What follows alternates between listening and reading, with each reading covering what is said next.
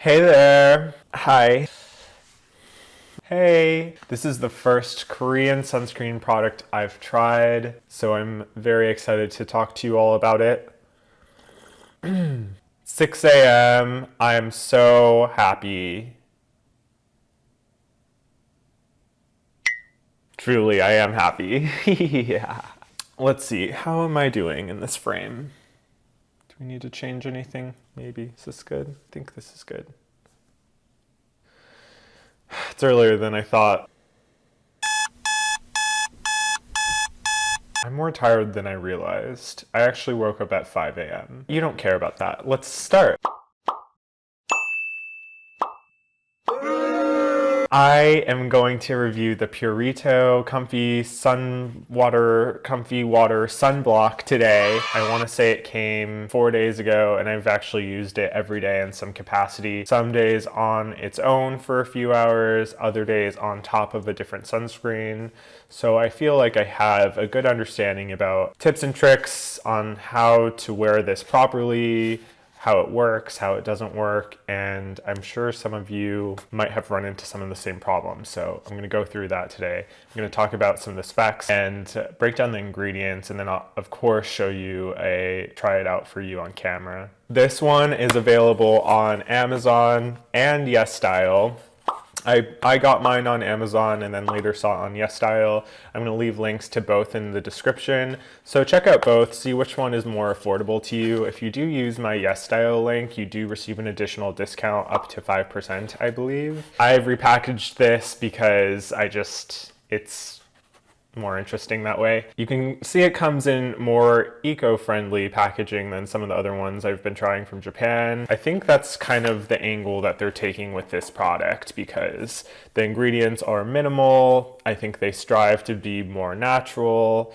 So for whatever that's worth, if that's your thing, this is great. It's also unscented. This product is an SPF 50 plus with a PA rating of 4 plus. That's great for a physical sunscreen. It's on the higher end and is also marketed as being non-sticky. So that's also uncommon for physical sunscreens just because of the way that they need to be formulated to make them comfortable. So this one's quite unique. But really why I was excited to try this product is because it's 100% mineral-based sunscreen that features non-nano zinc and titanium dioxide particles. So lots of sunscreen brands micronize the physical filters in their products because it provides for a more comfortable application and just a thinner product overall. That's why this is really notable. The fact that they didn't nanoize it yet still have achieved such a comfortable, smooth, and non-greasy application. Of course, physical sunscreens are really great because they work to actually reflect UV light and can potentially also reflect some of the blue light off the skin. Of course, non-nano physical filters are best at doing this, and the micronization process that a lot of sunscreen lines use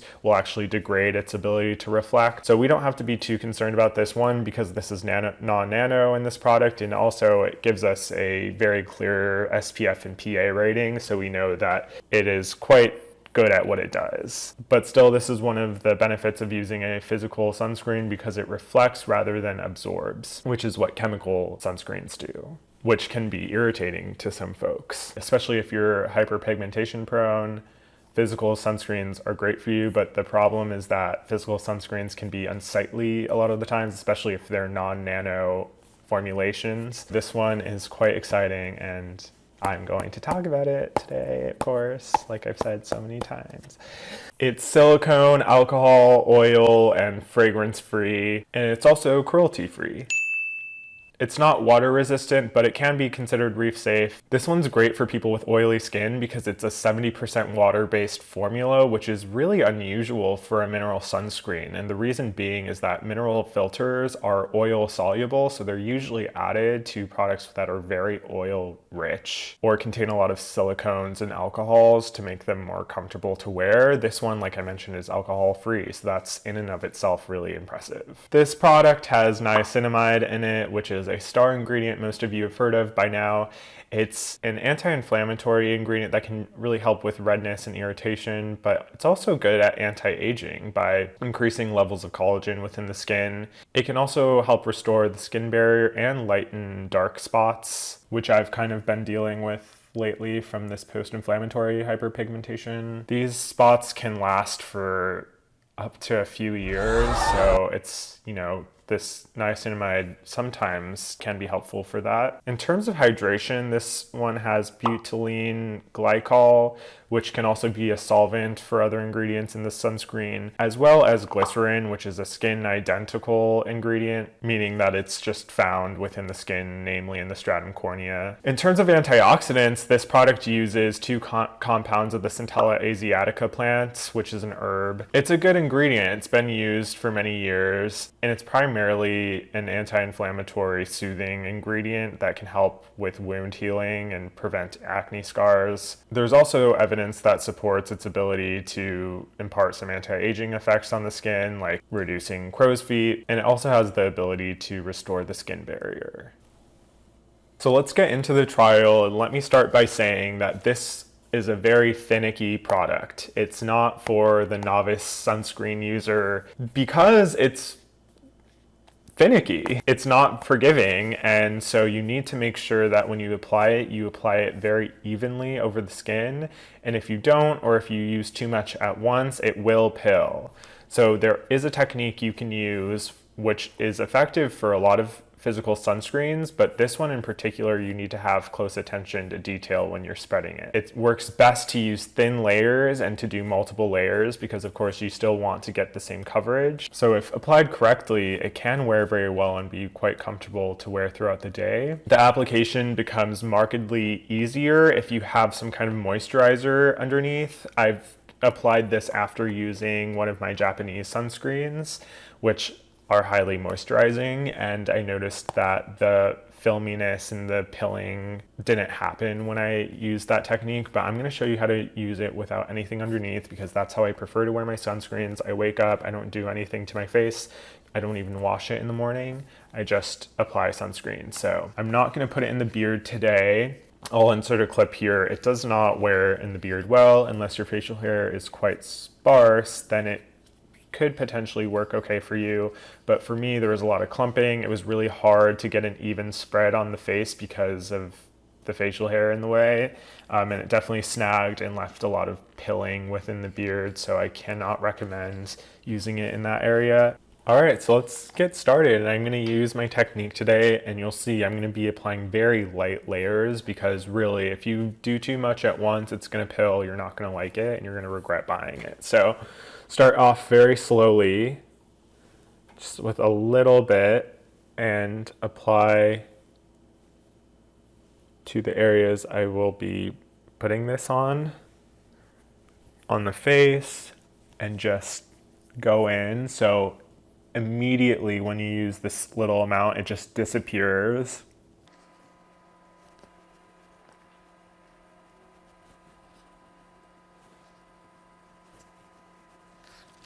So what I notice is that compared to a lot of the other sunscreens I've used, especially the Japanese ones, this one has very little slip. It goes on and can rub pretty easily, but it quickly loses that like moisture component, and so it loses like the slip that allows you to glide it over the skin, and that's why it's really kind of unforgiving, because if you don't kind of take care of this quickly and rub it in, it's going to leave streaks, it's not going to dry evenly, and you're going to be able to see this filmy residue. Now it's like pretty much completely dry, like my skin has no slip to it. It's interesting though, it doesn't feel drying at all, and I know it's pretty early in the application process, but like I said, I've worn it for the past few days. It doesn't feel dry at all to me, it doesn't feel sticky. Do another layer. This might actually be too much right here, so I'm gonna try to distribute it again.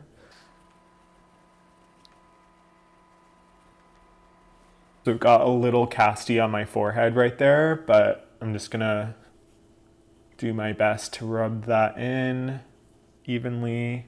It's a little harder when I'm looking at my viewfinder to do this. So there's a little bit of pilling happening right now in a place I didn't rub it in very well, namely around my hairline, because I was trying to avoid that area. So you can see it can quickly become problematic, especially if I just keep going right now and keep layering it on before giving it a chance to dry down. That's when problems really start happening. So I'm gonna let those first two really light coats dry a little bit and put some on my neck. All right, now that I've given it a little bit of time to dry down, I'm gonna keep applying it to my face. So you can see this quickly becomes kind of time consuming.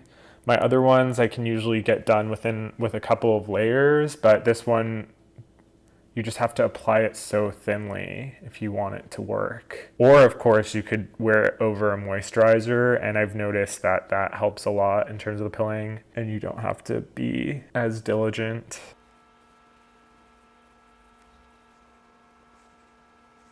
So yeah, you can see it's quite good, and that's why I think this product has a lot of attention, right? Because of the minimal to no white cast.